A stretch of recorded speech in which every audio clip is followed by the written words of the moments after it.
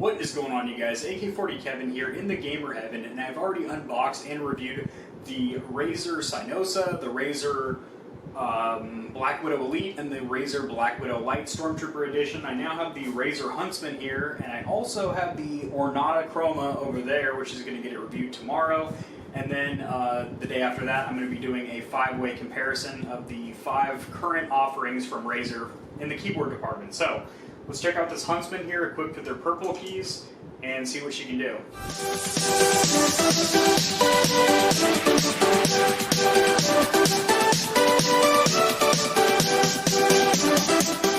Alrighty boys, we are over here at the desktop, aka the old Stormtrooper station, and we are going to unbox this bad boy. This is equipped with their purple keys, which are a light and clicky type. At least that's what it says here on the box. We're gonna see that. There's a little cutout here where you can test out the arrow keys. It does feel very light. You barely have to give it any force for it to actuate the button. It's a little too light for my taste. I personally prefer the orange keys that are in the Black Widow Elite. In fact, out of the 5 controllers that I got here to review for you guys, I'm pretty sure that is the one that I'm going to be keeping and not sending back, just because it's, well, for one, it's their flagship, it's their top of the line, but it just fits my gameplay style perfectly. So it shows you exactly what the purple keys look like in there. It has a key stabilizer bar, optical actuation with excuse me, rapid fire input, and you've got, of course, customizable chroma backlighting controllable through the Synapse app, so you can have it coordinated with your other Razer devices.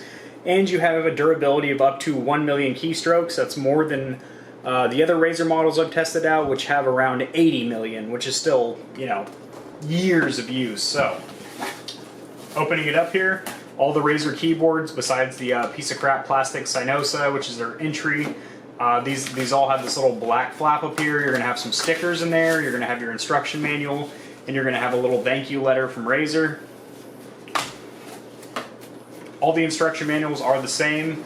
Not the same information, but they're the same quality. They have very nice fonts. English is the primary language. So in there you have welcome to the cult of Razer, pretty intense, good marketing. And this is where you're going to have your braided cable in there. Again, the Synosa is the only Razer keyboard that doesn't have a braided cable. It's just a piece of shit rubber one. Then you have this little plastic cover in here to cover from any kind of bodily fluids, you know, happy fluids or sad fluids. And then this one, as it is one of their higher end keyboards, does have laser cut foam in there to hold the keyboard in place, which is very nice. Nothing in the bottom there. Set that down there, pull these off like that. Alright, sweet. So, these purple keys. Wow. They are, a couple things I noticed immediately. They are very loud, for one. They're very clicky, very noisy. They are very light, but they don't feel like that much lighter than the orange keys. It doesn't have the media controls like the wheel or anything like that, like the Black Widow Elite. It does have the 5 status buttons, which will illuminate for your caps lock, scroll lock, num lock, and then their macro button and their game mode, which disables the Windows key, so you can use that as a designated gaming button if you so please. So I think the primary selling point with this over any of the other keyboards would be if you personally prefer the purple keys and you don't want to pay for, you know, a keyboard and then have to upgrade the keys later with a kit or something. I would highly recommend trying these out in person. Now, if you go to like Walmart or something like that, they all have the boxes with the cutout exposed, so you can actually sit there and, you know, click on them and get a feel for how they actuate, how they snap back, where neutral's at, how they feel basically. So let's get it plugged in. We'll need to do a quick driver install. It'll run an auto update, and then the computer will restart to make everything official. That is the same with all Razer keyboards across the board.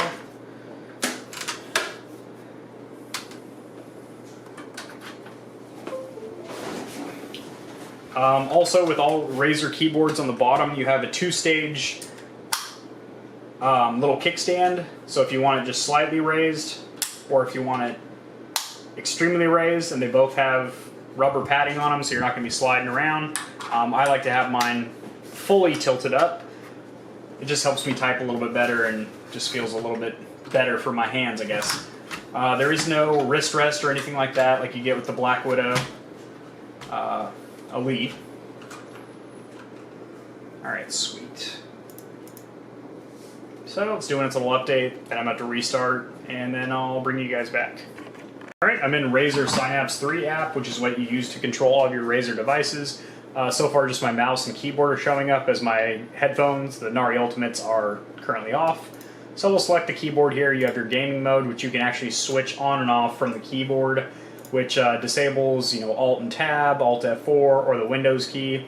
I don't think it does anything else. So you have your standard keys, and then you have Hyper Shift, which basically gives you a whole nother set of keys. So if you want to be able to switch profiles or something like that, you can do that. It also has onboard profiles where you can store onboard profiles, which is really cool if you have multiple users or just for different games. So for lighting, the quick effects, you have pretty much the standard issue that you get with all the other keyboards. You have some power saving options over here. You have ambient awareness, audio meter, so whenever your speakers go off, your keyboard lights up. Doesn't look like you can, you can't change the color for audio meter, which is weird. On all the other keyboards you could pick a color for it. So it's got a two-color breathing mode, so you can have it breathe in and out of two different colors. Fire, that's kind of one of Razer's cool little effects they have.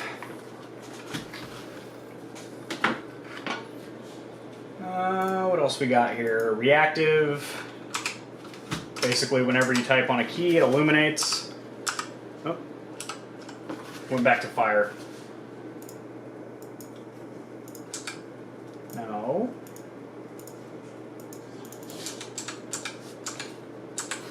So there's reactive.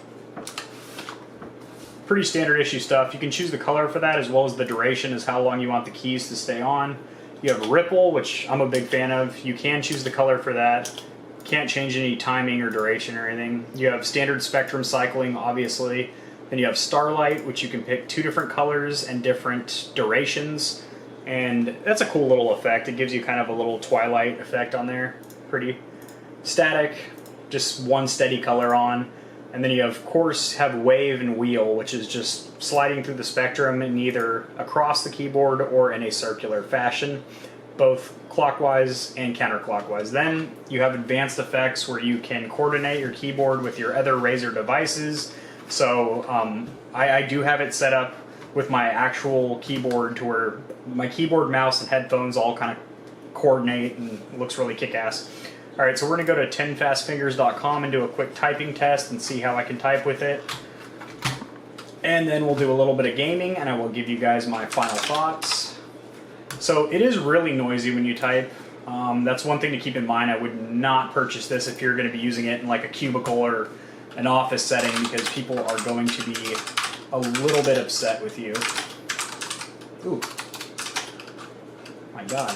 I'm all over the place right now.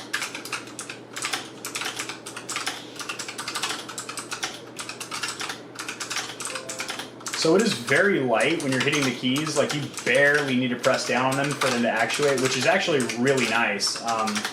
Like, when I say they're light, I mean they are light. You could pretty much just gently graze them and you are going to hit them, which could be a bad thing if you have larger fingers or the way you operate the keyboard, you kind of accidentally actuate keys. But for the most part, Jesus fuck.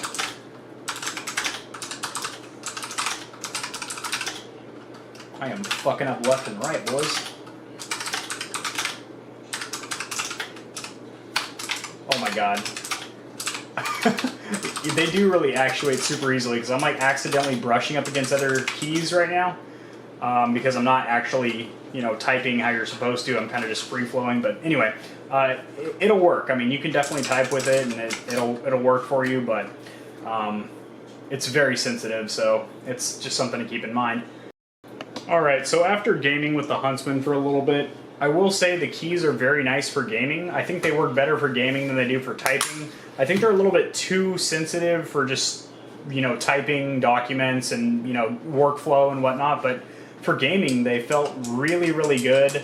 I didn't really use the macro or gaming function because I just don't really have a need to. I don't really feel like that's necessary for me. When you hold down function, it highlights all the keys that you can control, and when you put on like scroll lock and num lock, you get status lights right here.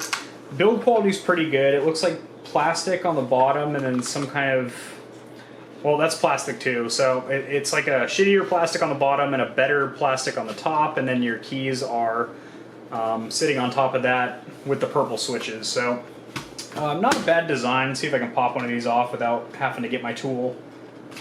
Yep, they just pop right off. You got your purple switches in there. Here is the mechanism.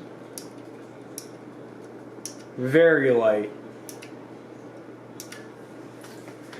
They do feel really good.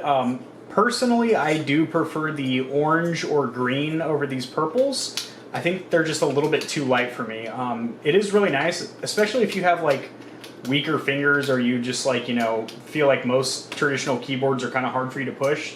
This would be a good substitute for you because it's incredibly easy to press the keys. So pretty good keyboard overall.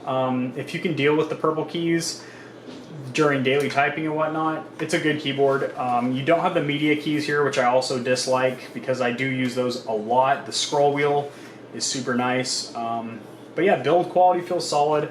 This is not one of the keyboards where you can unplug and yeah, it's hardwired in there, so another thing to keep in mind. Alright guys, that is going to do it.